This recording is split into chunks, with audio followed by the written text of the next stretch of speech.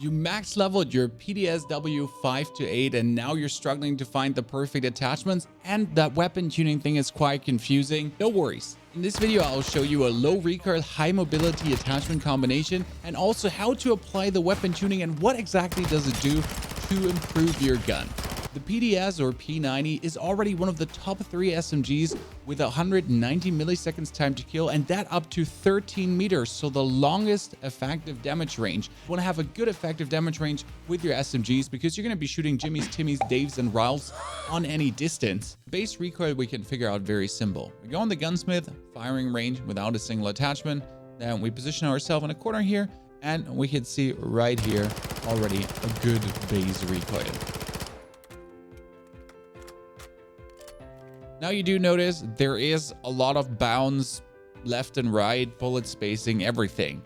Kind of not really very good, especially when you're trying to shoot this now on a distant target. Your accuracy is not going to be there. And for the left and right bounce, the best attachment on the muzzle is the X10 Razor Comp. It does horizontal recoil control and vertical recoil control.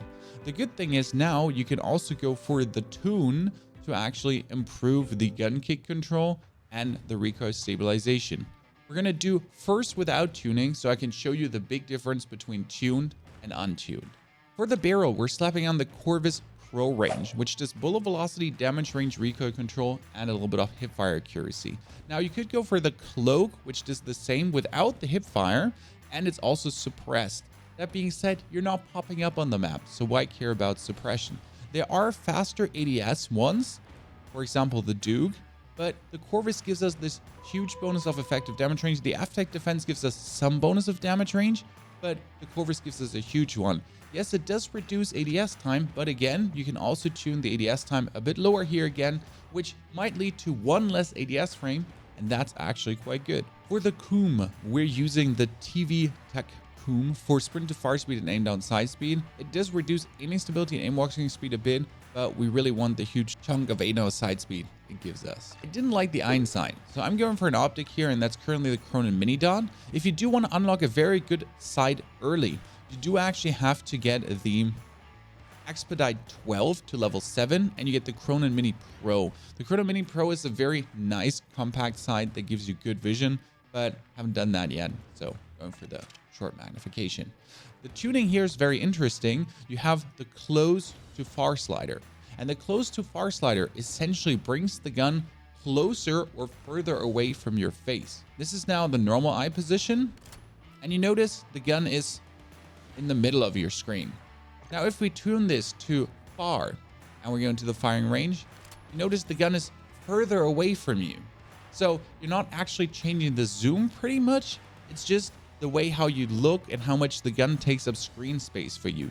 That being said, if you actually have it as close, it can be a little bit beneficial because it just feels like your sight is bigger, and when you're looking through this, it might be a tad easier to just see the dude. And you already noticed that our changes made this way less shaky. If you're shooting with this at a wall, you already have like a significant reduced recoil to what we had before. You have in the beginning still the wibble wobble here, but that's just the standard gun behavior. But you essentially shrunk from up here to down here, and you get rid of a lot of the horizontal bounce, which is extremely important. And when you're shooting the gun away, it's just so much easier to keep on space and not have it bounce so much around. So for the last attachments, you do have a couple of choices. You could make the ADS time better, which is good already. You could get into the hipfire here. Any of the lasers does help you. I did go for the underbarrel, and I was looking at the demo grip maybe. It's aiming, idle stability, and recoil stabilization. There's also the shark fin and the Bruin sing shot, which is also aiming, idle stability, so the gun doesn't waver around when you're walking. I didn't feel like I do need any kind of hipfire accuracy bonus or of these that reduce the aim down sight speed tremendously. But do keep in mind that a lot of grips do the same thing. The demo firm grip, aiming, idle stability, hipfire accuracy, and recoil stabilization, same as the demo imp grip. And that would be the final attachment of the 5 without tuning. Now let's also make a tuned version and then side-by-side comparison. For the tuning, it's very simple. I do here a little bit more gun kick control and also a bit more recoil stabilization. That weighs in a little bit on aim down sight speed, but that's fine. For the Corvus Pro range, it's very interesting. You could choose damage range, but we have a huge chunk of damage range increase, one of the biggest ones. So we actually go down a little bit rather for aim down sight speed and reduce the damage range, which is very big boosted anyways. Here we can go for recoil steadiness. The aim lock movement speed is very good with the gun anyways. The Chrono Mini Dot, we bring it close and we make the aim down sight speed better. The flinch resistance doesn't really feel that much more, if any. Then for the Coom, you can go for the tune here as well.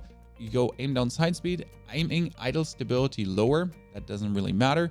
You could go here for more aim walking speed or more recoil stabilization. This is how you feel like. If you find your aim walking speed is good, go for a little bit more recoil stabilization. Why wouldn't you? And then for the imp grip, I do go for recoil stabilization and a bit more walking speed and don't care about the aiming idle stability that much. That would be the tuning. Now, side-by-side comparison. This is the version without tuning now. You can run very fast. Feels good. Your ADS time is fine. I mean, again, this is a good ADS time. And when it comes down to recoil, now from what we've had before, it's more aligned. It does have the beginning wibble this here, and that's just the behavior of the gun in total. This would be without a gun tuning though. Let's do a second spray.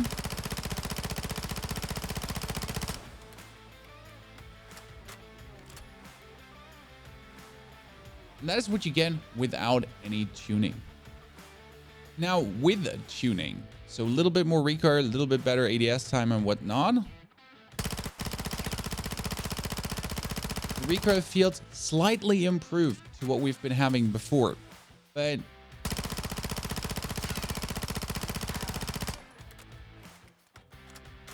it's not insanity and craziness, but you notice it especially up here where the wobble is a bit more significant. That's where this one is a wee bit more compact. So weapon tuning is not a 400% better weapon, but it does do a significant difference. And that was only the first gun, which is already very smooth in itself. As you've seen with the testing, weapon tuning helps to negate the gun's characteristics, to take out the little bit of negatives that the gun has to offer. It is minimal but noticeable, and that's very important. So you can tinker a gun way more to your personal playstyle. What do you think about that? Drop it in the comments below. I do believe this P90 build is absolutely amazing, but feel free to share your P90 builds as well and what you did with the weapon tuning. Would really love to see that. There's more to come loadout wise. Until then, just enjoy the whole Modern Warfare 2 campaign, which is an absolutely blast to watch, and you don't want to miss out on it. Just give it a movie night.